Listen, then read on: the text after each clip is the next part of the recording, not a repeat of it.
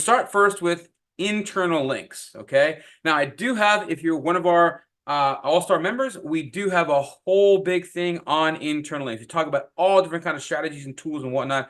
This is just some of the basics pulled from that. First of all, what are they? Let's get on the same page here. An internal link refers to a link from one page of your website to another page of the same website. So it's internal, right? One page to another. Internal links will funnel your site's existing authority and relevance that's required from backlinks pointed to your website.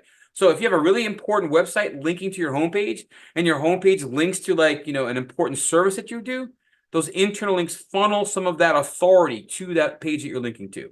So good links to your homepage will get funneled into other pages. An internal link is still an incoming link to the page it targets, and though through the proper use of anchor text, internal links pass value as well as context via the surrounding body of content. So when you see a link on a page, right, you see a word like maybe it says, find out more about my programs, right? And that whole thing links to a program.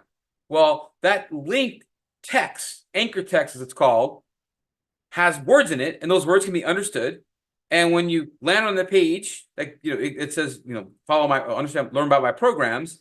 Well, the page you land on is going to be all about your programs.